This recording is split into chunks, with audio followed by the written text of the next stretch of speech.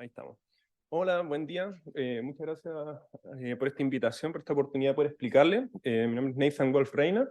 y el día de hoy le voy a hablar sobre lo que es el ciclo hidrológico de la cordillera de la costa y la dinámica que esta tiene en la zona centro-sur de Chile.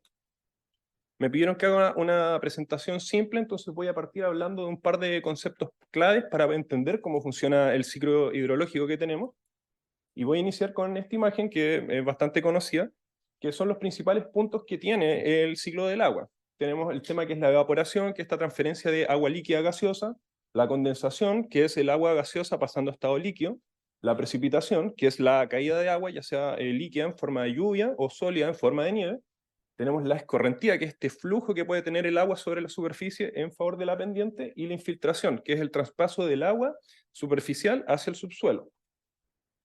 Un concepto clave que es importante para todo lo que es estas zonas de cordilleras es las precipitaciones orográficas, que es básicamente cuando tenemos estas corrientes de aire que mueven vapor de agua, al encontrarse con altos topográficos se empieza a moldear y al subir encontramos menores temperaturas. Entonces pasa que esta masa de agua se empieza a enfriar y esto gatilla que precipita, o sea, que condense y que luego precipita. Y nos encontramos que en la cara de estas topografías donde choca estas masas de vapor de agua, encontramos más precipitaciones, como lo puede ser esta zona acá, Puerto Montt, y al otro lado encontramos una zona de sombra de lluvia, o sea que sigue esta corriente de aire, pero con menos agua, y es lo que vemos al lado argentino, o sea, tenemos la Pampa, que es sumamente árida. En estas zonas de altos topográficos, como tenemos más precipitaciones y por lo general temperaturas más bajas, encontramos glaciares, y acá resalto el tema de que estos glaciares son las principales reservas de agua que tenemos nosotros. Después pasamos, bueno, para seguir el hilo con el tema, que tenemos reservas de aguas superficiales, que son los lagos, y tenemos estos ríos que los conectan.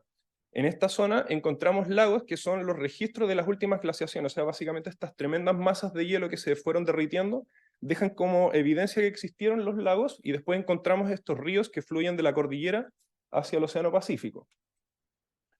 Una parte importante en entender acá, que la simplifiqué bastante, es el tema de la infiltración, que es básicamente la transferencia que va a tener el agua de la superficie al subsuelo, y esto va a depender de los materiales que tengamos. Vamos a tener materiales menos consolidados, como lo pueden ser, por ejemplo, gravas o arenas, que permiten una mayor transferencia de agua a través de esto y al mismo tiempo retención.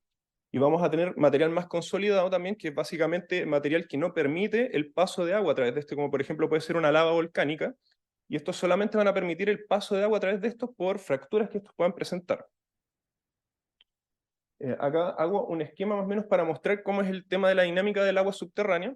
Nos solemos encontrar con algo que se llama roca base, que es lo que nos contiene en la parte inferior el agua. Sobre esta encontramos los acuíferos, que es básicamente material no consolidado que permite la acumulación de agua.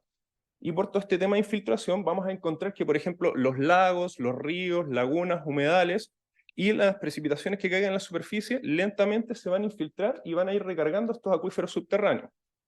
Acá recalco que después de los glaciares, estos acuíferos son la principal reserva de agua que tenemos, y en algunos casos de Chile, que pueden no haber glaciares, esta va a ser la principal reserva de agua que va a existir. Ahora me voy a pasar un poquito y voy a conectar el tema de la infiltración, la escorrentía superficial y la vegetación.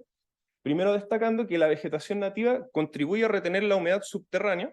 permitiendo que ésta se mantenga ahí por más tiempo, y cuando tenemos precipitaciones lo que ocurre es que las mismas raíces de toda esta vegetación favorecen la infiltración a los subsuelos, o sea, tenemos más recarga en estos mismos acuíferos, y como tenemos más agua infiltrándose al subsuelo, vamos a tener menos escorrentía superficial. Esto se contrasta bastante cuando, por ejemplo, pasamos a un escenario donde no tenemos vegetación, en el que vamos a encontrar que algo que suele ocurrir mucho es que cuando llueve, el agua principalmente va a escorrer por la superficie, ya que por lo general se forma una especie de costra en estas superficies, principalmente por precipitación química. Acá en la zona sur de Chile, algo común que se da es la capa de fierrillo, que es básicamente óxidos de fierro que se acumulan y generan una especie de impermeabilidad en la superficie, entonces el agua no entra al subsuelo. Una consecuencia de esto es que vamos a tener más escorrentía superficial. Un buen ejemplo de esto es lo que pasa, por ejemplo, en el norte, cuando tenemos este invierno altiplánico, de que tenemos grandes zonas que uno pensaría que el agua escorrería hacia abajo, pero no, por esto mismo, porque está muy como con costra, por así decirlo, y toda esta agua escurre a los cauces fluviales, lo que causa que estos se desborden en gran medida, y eso genera las catástrofes que solemos ver en esa zona. Entonces, como más o menos para resaltar la relevancia de tener vegetación versus no tener vegetación. Y acá hago una última conexión del tema del ciclo hídrico y hablo un poquito de los humedales, que básicamente son ecosistemas que existen en esta interfaz suelo-agua, y tienen varios roles muy interesantes dependiendo de dónde se miren. Lo voy a mencionar para no entrar en detalle, pero por ejemplo, uno de estos es que filtran el agua, o sea, retienen muchos metales pesados, capturan carbono, que es una de las razones por las que son sumamente importantes, y con respecto a lo que es el ciclo hídrico, tienen una dinámica doble, que es que, bueno, si bien por un lado cuando tenemos los acuíferos bajos, por así decirlo, y llueve, estos humedales filtran el agua y la van transfiriendo lentamente a estos acuíferos. Y tenemos el caso inverso de que cuando está muy saturado el subsuelo, o sea, hay mucha agua, estos mismos humedales ayudan a drenar el agua. Entonces, la importancia que tienen estos es que tienen este sistema doble. Y un ejemplo de, por ejemplo, por qué es bueno mantenerlos y no es bueno rellenarlos, puede ser, por ejemplo, que vemos en la zona de Valdivia, que es una ciudad que tiene muchos humedales que fueron rellenados, y nos encontramos que cuando llueve mucho y los niveles del subsuelo están muy altos, como hay calles construidas, el agua no puede drenar por sus vías naturales y encontramos que las calles se nos empiezan a inundar porque no tenemos como esta vía natural, por así decirlo, de drenaje. Eso más o menos serían como un par de conceptos clave. Y ahora voy a pasar a lo que es la cordillera de la costa. Bueno, para empezar, voy a hablar de lo que son las morfoestructuras que tenemos en Chile. Son varias, pero acá lo voy a simplificar por tema de la presentación en tres principales. Una que es la cordillera de la costa, la cual se extiende desde la zona de Arica hasta la península de Taitao. La cordillera de los Andes, que en el caso de Chile va desde Arica hasta Tierra del Fuego. Y después tenemos la depresión intermedia, que se nos manifiesta en una parte entre la primera y tercera región, y después se nos manifiesta entre la región metropolitana y la 10ª región. Acá le hago un poquito de zoom a la imagen y podemos ver la continuidad que esta tiene y que ya desaparece en la zona de Chiloé y tenemos un mar interior ahí. Algo importante es que toda esta topografía en gran medida se formó durante la última glaciación que tuvimos, que todo esto fue grandes masas de hielo que básicamente trituraron lo que había en esta zona intermedia entre las dos cordilleras y nos dejaron esta planicie que vemos el día de hoy. Tenemos que la cordillera de la costa es bastante continua y ya cuando llegamos a la zona de Chacao se empieza a fragmentar. Tenemos el fragmento de Chiloé y después hacia abajo está Taitao, básicamente tenemos islas y ahí desaparece. Por el otro lado tenemos la cordillera de los Andes, que es continua en todo este tramo, y como detalle vamos viendo que esta va disminuyendo su altura a medida que vamos avanzando hacia el sur. Acá voy a hablar un poquito de las formaciones geológicas. Este mapa lo simplifiqué mucho por los mismos temas de la presentación, pero es básicamente para poder resaltar de que tenemos ciertas formaciones geológicas que son las que, a través de la historia que pasó, nos dieron origen a lo que es la cordillera de los Andes, otras que se relacionan con lo que es la cordillera de la costa, y como ya mencioné, los glaciares que nos dejaron todo este material sedimentario, o sea que tiene mucha potencial de infiltración en lo que es la depresión intermedia. Bueno, la historia geológica al final tiene mucho que ver con varias cosas y las mismas topografías que vemos se correlacionan con esto. Entonces encontramos grandes alturas en la que es la cordillera de los Andes y tenemos ciertos puntos de la cordillera de la costa que, bueno, por lo general van en torno a los 1000 metros, pero hay ciertas zonas que tienen un poco más de altura, como lo podemos ver por la zona de Concepción, acá cercano a Osorno y en el mismo Chiloé. Ahora voy a agregar lo que es la capa de las precipitaciones que vamos encontrando. A medida que se avanza al sur por temas de humedad atmosférica y variaciones de presión, vamos a encontrar que nos llueve más hacia el sur. Pero si recuerdan el concepto que mencionaba de lo que son las precipitaciones orográficas, nos encontramos que hay ciertas zonas que hacen que llueva un poco más que otras. Y justo coincide con estos puntos que les había mencionado. Nos encontramos que en la cordillera de los Andes llueve bastante y después ya al lado de Argentina empezamos a encontrar esta sombra de lluvia que mencionaba. Y también acá destacar que los glaciares que encontramos van a estar principalmente en esta zona, ya que hay menos temperaturas, hay más precipitaciones, y van a estar ahí. Ahora me salto un poquito a lo que es la red hidrográfica, o sea, básicamente el sistema circulatorio del agua que tenemos.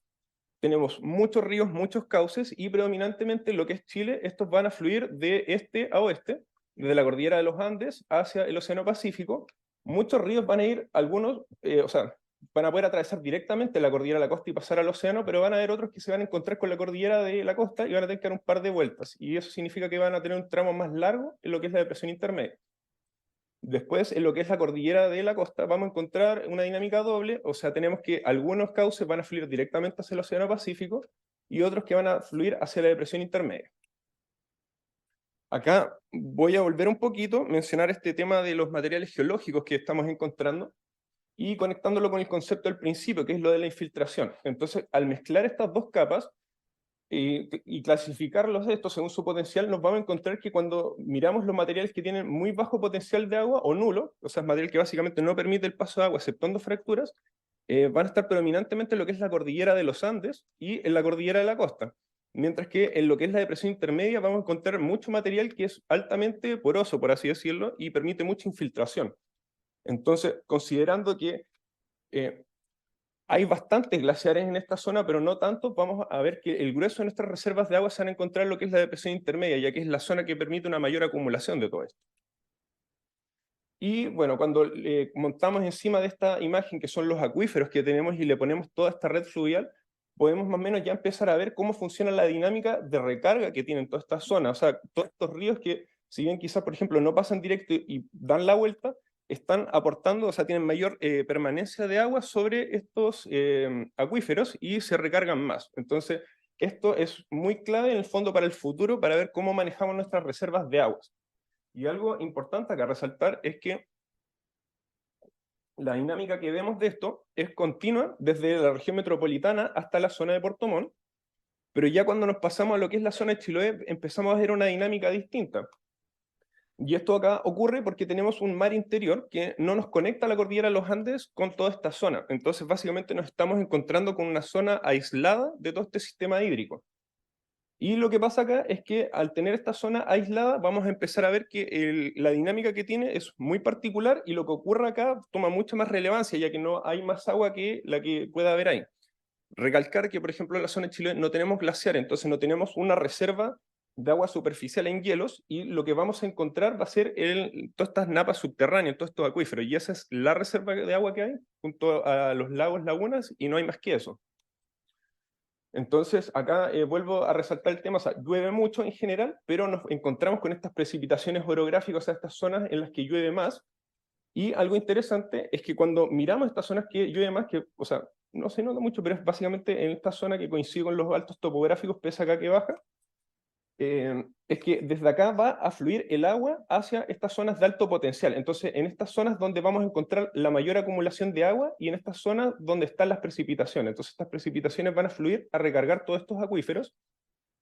Y cuando agregamos esto, que básicamente son cortesía acá de SECPAN, los polígonos donde tenemos las turberas, podemos ver que las turberas se concentran en las zonas de mayores precipitaciones. Acá hay un poquito de estadística para mostrarlo cómo estas están efectivamente ahí. Y básicamente lo que tenemos acá es la naturaleza generando un sistema propio de reservas de agua, ya que como no hay glaciares, la misma vegetación se adaptó a retener el agua por más tiempo, y al poder retenerla por más tiempo, esto permite que haya una mayor infiltración, versus a que si recuerdan el caso de cuando no tenemos vegetación, que tenemos mayores correntías y esa agua no permite infiltrar mucho el sistema. Entonces, cuando hacemos esto, acá tenemos Chiloé y lo alejamos, podemos ver el patrón de que como todas estas turberas se reparten en estas zonas de altos topográficos y que de por sí tienen muchas más precipitaciones. Entonces empezamos a ver este gran rol que tienen todas estas turberas y estos ecosistemas, porque aumentan la cantidad de agua retenida y en vista de las tendencias que tenemos últimamente, o sea, que sabemos que las precipitaciones van a la disminución, toma mucho mayor valor. Entonces ya ahora último, como para ir cerrando el tema, es recalcar que si bien llueve mucho, las precipitaciones orográficas son la principal fuente de agua que vamos a tener en la cordillera de la costa, o sea, vamos a tener un input extra de agua, que las áreas verdes y las turberas contribuyen a una mayor retención del agua precipitada, o sea, se permite una mayor infiltración en los subsuelos y recargarlo, y que por último, y hacer la conexión, es que todo lo que es la gestión territorial de áreas verdes va muy de la mano con lo que es la gestión de recursos hídricos superficiales y recursos hídricos subterráneos. Esa es mi presentación. Muchas gracias.